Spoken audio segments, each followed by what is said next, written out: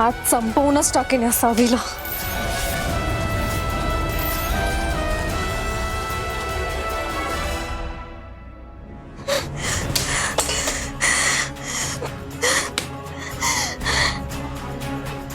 सावीला असंच संपून धैर्य तुला कधीच मिळणार नाही.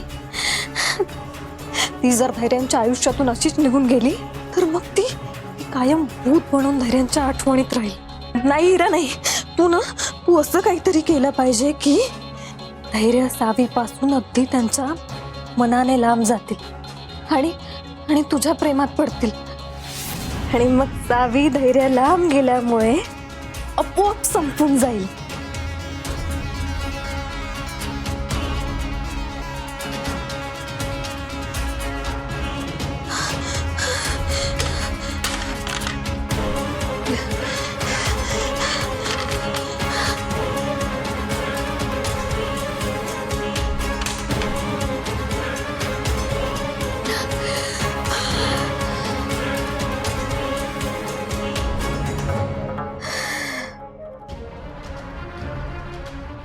इरा, तुला जर का या राजा राणीची गोष्ट संपवून तुझी आणि तुझ्या धैर्यांची गोष्ट सुरू करायची असेल तर मग आधी या सावीला लांब केलं पाहिजे.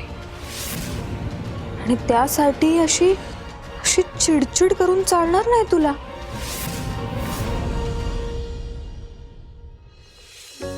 अरे वा, भांडण संपलं वाटतं तुमचं.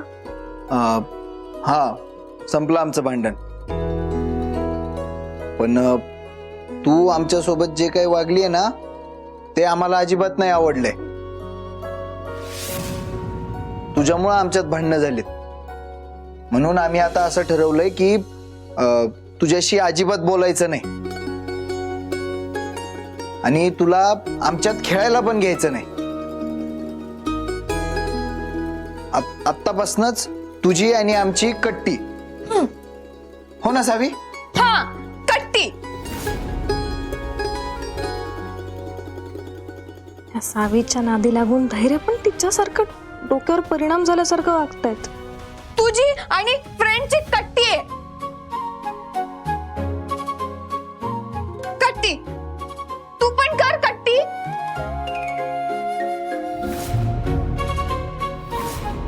कर ना कट्टी. अशी कट्टी करायची. कर.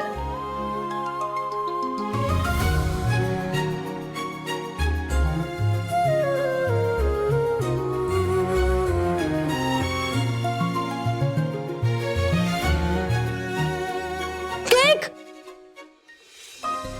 अरे बापरे.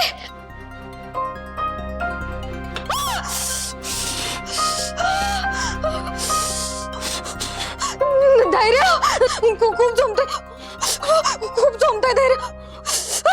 चटका लागला.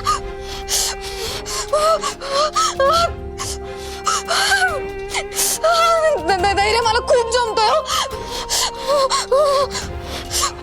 इरा, जरा सावकाश. धैर्य खूप भाजलं गेलं. एक काम करा, इकडे या. इकडे बेसिन मध्ये पकडा.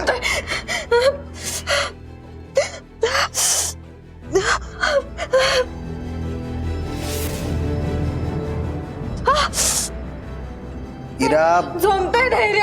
हात एका जागी ठेवा तुम्ही.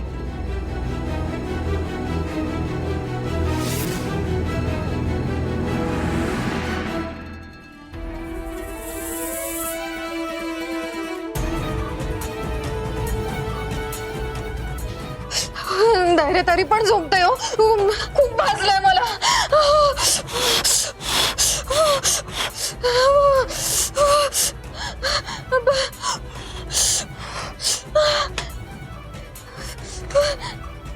धैर्य झोपतंय खूप.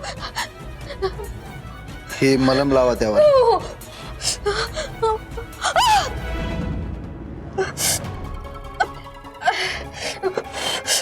एक मिनिट घे इकडे. हात बघू इकडे.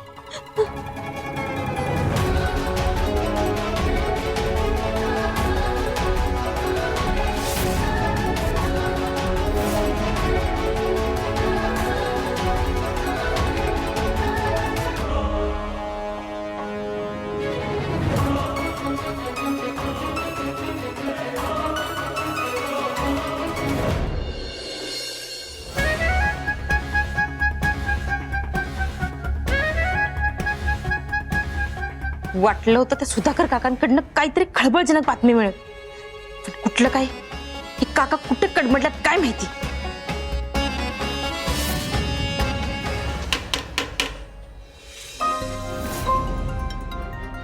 आता हे कशाला आल्यात?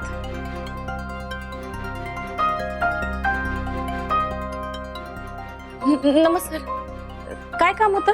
मधुसूदन नाईक यांच्या केसबद्दल चौकशी करायची होती. अनुराधा नाईक आहेत का घरात? चौकशी? आत्ता आणि इतक्या दिवसांनी? हो, वरून ऑर्डर सर. नमस्कार. नमस्कार साहेब. साहेब मी काय म्हणते, घरात नको, आपण बाजूला बाहेर जाऊन बोलूया काय? बाहेर का? घरात का नाही? नाही, मी सांगतो सगळं तुम्हाला, पण प्लीज बाहेर जाऊन बोलूया की. ऐका की जरा प्लीज.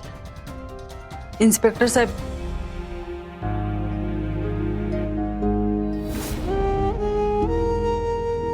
आता चौकशी करून काय होणार आहे? त्यानं गेलेला माणूस परत येणार आहे बाई. बरोबर आहे मॅडम तुमचं, पण धैर्य मुजुमदार यांना या अपघाताबद्दल शंका आहे, म्हणून चौकशी करावी लागेल. ठीक आहे, या. तुम्ही विचाराल त्या प्रश्नांची उत्तरं द्यायला तयार होता मी.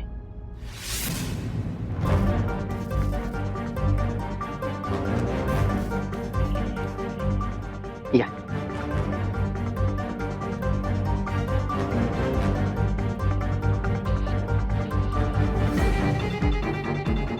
आता ह्यो धैर्य कशाला आला या सगळ्यात? त्या सुधाकर काकांपर्यंत पोहोचून मी या सगळ्याचा सोक्षमोक्ष लावणार होते.